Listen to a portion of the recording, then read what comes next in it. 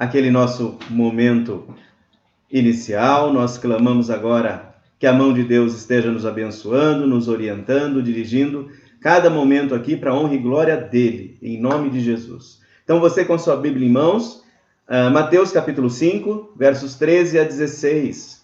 O tema é: somos o sal da terra e a luz do mundo. É isso que eu sou, é isso que você é isso que Jesus disse que nós, como igreja, somos. Então, vamos começar a nossa leitura. Você já tem aí a sua Bíblia, Mateus capítulo 5, 13 a 16.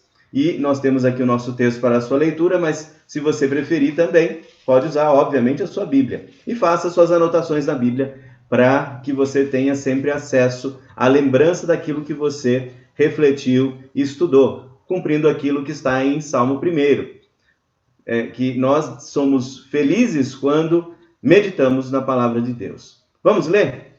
Mateus capítulo 5, 13 a 16. Jesus disse assim: vós sois o sal da terra. Ora, se o sal vier a ser insípido, como lhe restaurar o sabor? Para nada mais presta, senão para, lançado fora, ser pisado pelos homens. Vós sois a luz do mundo. Não se pode esconder a cidade edificada sobre um monte, nem se acende uma candeia para colocá-la debaixo do alqueire, mas no velador, e alumia a todos os que se encontram na casa. Assim, brilhe também a vossa luz diante dos homens, para que vejam as vossas boas obras e glorifiquem a vosso Pai, que está nos céus. Então, este texto, dito por Jesus, é exatamente a nossa função na Terra. Nós que temos estudado muito constantemente, estudamos, não é? Com muita atenção o livro de Atos dos Apóstolos, nós vimos que nós fomos chamados e enviados por Jesus para sermos testemunhas. Sereis minhas testemunhas em Jerusalém, na Judéia, Samaria, até os confins da terra. Estamos hoje nesse andamento. Estamos chegando aos confins da terra. Nós somos os confins da terra, predito e orientado e mandado por Jesus. E neste caminho, nesta ação como testemunhas, Jesus nos diz ali no Sermão do Monte: vós sois o sal da terra e vós sois a luz do mundo. E aí eu trago para vocês exatamente algumas características desses dois fatos. Se você acompanha, você vê, eu trago sempre aquele nosso esboço visual, não é? Então, como sal da terra, quais são as funções do sal? Tempero e conservante. Qual é a característica mais adequada e química do sal? Pureza e estabilidade. Então, nesses quesitos, nesses critérios, é muito importante você entender que quando Jesus diz que nós somos o sal da terra, qual é a minha função? Como eu devo me desenvolver? E eu trago para você exatamente nessas condições os seguintes textos. Você veja aqui, as funções do sal, como tempero. Jó, capítulo 6, verso 6, diz o seguinte: comer-se-á sem sal o que é insípido? Ou haverá sabor na clara do ovo? Isso é para que nós entendamos a função da igreja, a função de cada um de nós na existência desta sociedade, em todas as nossas relações, é trazer exatamente a alegria do tempero, a alegria que a presença do sal tem num alimento. Você com certeza já comeu alguma comida sem sal, e você sempre que você põe alguma coisa na boca que está sem sal, qual que é o seu sentimento? A sensação é: não alegra, não agrada, não levanta. Não é? Como dizem alguns cozinheiros dos programas aí, precisa de um punch na comida, precisa dar um up na comida, e o que dá o up na comida é o sal. Você pode tentar vários temperos na sua cozinha. Você pode tentar caldos prontos, você pode tentar um monte de misturas de ervas, mas no fim das contas, se não tiver sal, não tem alegria, não tem sabor, não tem vida, não tem cor. É algo assim que fica muito sem graça. E esta é uma das funções da igreja, uma das nossas funções como aqueles que estão servindo como testemunhas de Jesus. Dar sabor à vida, dar alegria à vida, dar cor, dar presença, dar motivação, dar incentivo, estar lá para ajudar, como disse a aula da Luciana, que apresentou a presença dos amigos. Aquele final daquela história de guerra acabou em celebração, alegria. Esta é a função do sal, essa é a função do tempero, essa é a função da igreja, trazer conhecimento de Cristo. Por quê? No conhecimento de Cristo, nós temos alegria porque temos paz. Esse é o primeiro ponto. Mas vale também ver que o sal serve como conservante. E lá em 2 Tessalonicenses 2,7, ele traz o seguinte conhecimento. E agora sabeis o que o detém. Lá em 2 Tessalonicenses 2, está falando sobre o anticristo, sobre o mal que assola o mundo. E agora sabeis o que o detém, para que ele seja revelado somente em ocasião própria. Com efeito, o mistério da iniquidade já opera e aguarda somente que seja afastado aquele que agora o detém. Quem é que o detém? É o Espírito Santo de Deus que habita na igreja.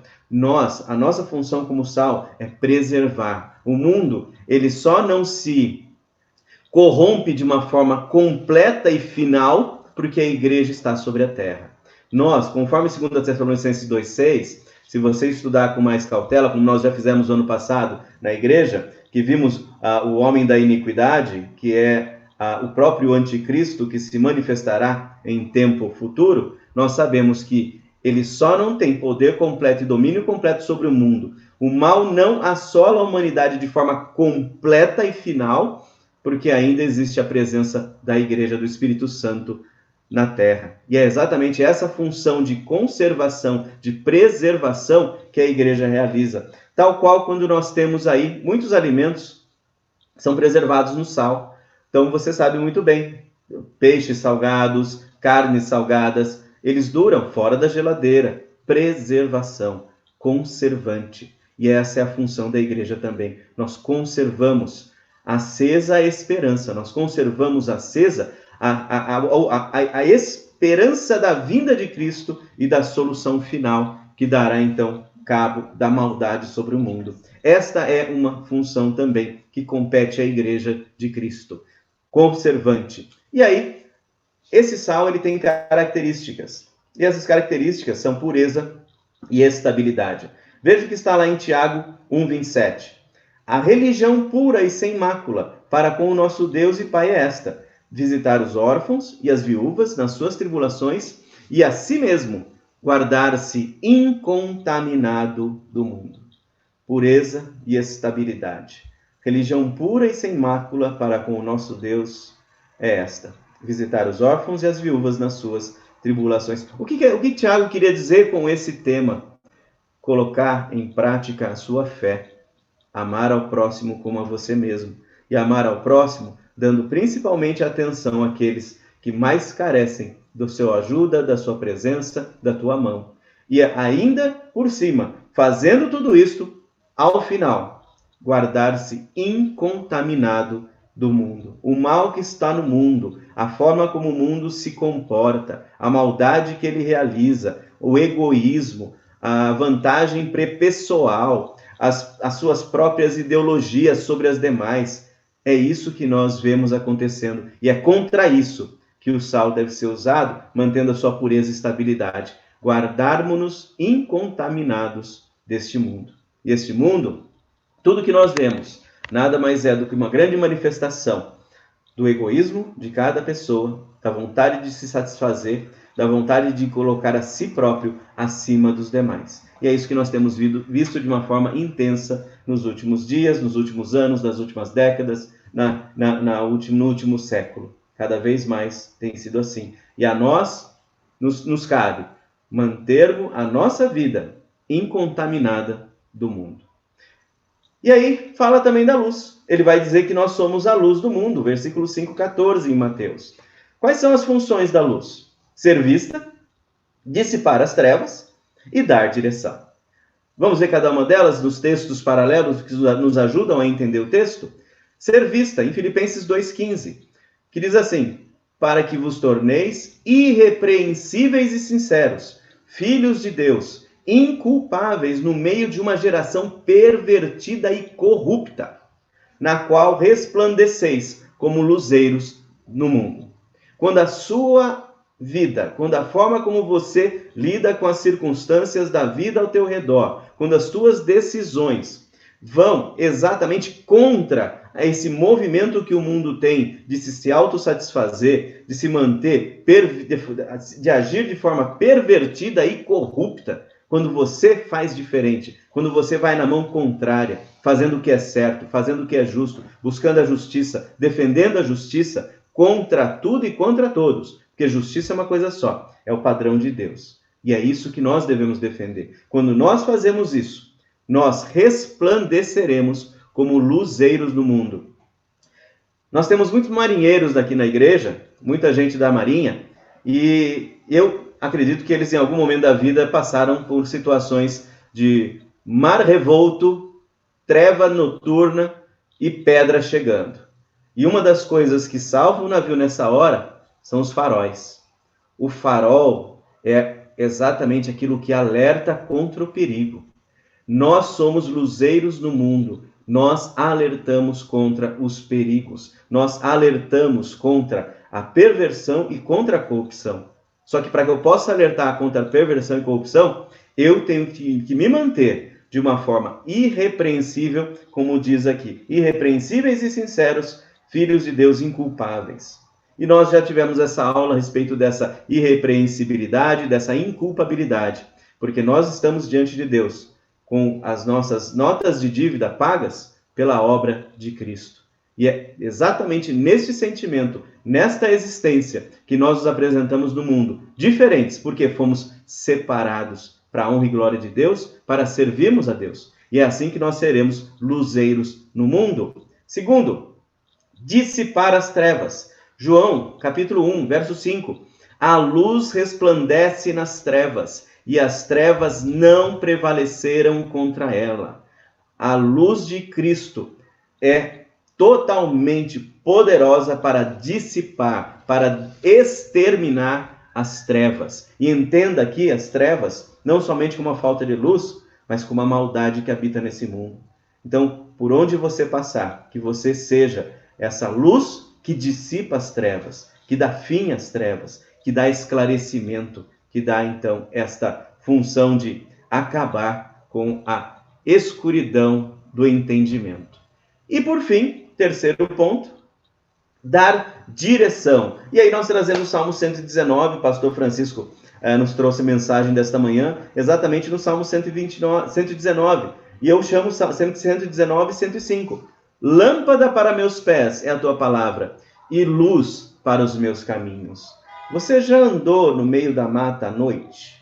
Você já andou em alguma região aberta, dentro no campo, e que você tinha que ir de um lugar a outro? E aí, obviamente, você saiu no meio da tarde, era 4 da tarde, foi até um determinado lugar, e aí, quando dá 6:30, você está voltando e a escuridão é total.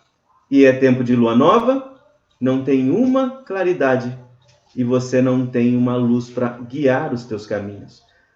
E aí, de repente, você encontra uma fonte de luz, qualquer que seja, uma lanterna, uma lâmpada, uma vela, e aí você vê que a luz te dá a segurança do caminhar.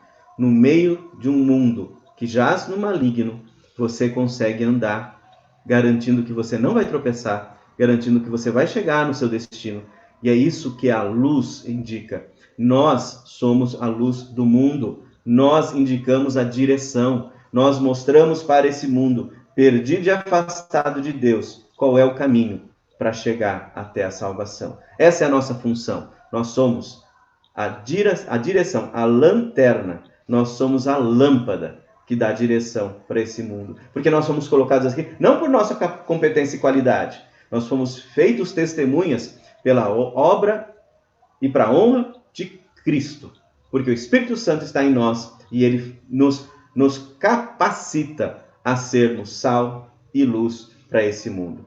Visto isso, no versículo 16, em Mateus, nós vemos as consequências da nossa influência.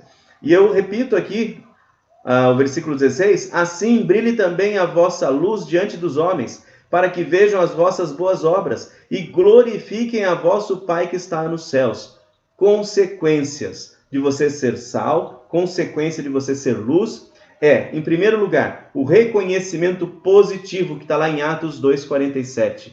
Louvando a Deus e contando com a simpatia de todo o povo. Enquanto isso, acrescentava-lhes o Senhor dia a dia os que iam sendo salvos. Isso aqui é a conclusão lá em Atos. Logo que a igreja se forma, o Espírito Santo é derramado sobre eles, e eles então passam a viver para a honra e glória de Deus, colocando a sua fé em prática, sendo sal e luz no meio daquele povo em Jerusalém. Quando eles viveram daquele jeito, o que aconteceu? Louvando a Deus e contando com a simpatia de todo o povo. Começa a haver uma consequência da influência positiva naquele meio, e o reconhecimento positivo de que nós somos, sim, bênçãos no meio do povo onde nós estamos. Muitas vezes nós somos cheiro de morte para aqueles que se perdem, mas para aqueles que estão separados para Deus para um dia encontrarem a sua salvação, nós somos sim bênção, nós somos o bom perfume de Cristo. E é nessa função que temos o reconhecimento positivo na sociedade.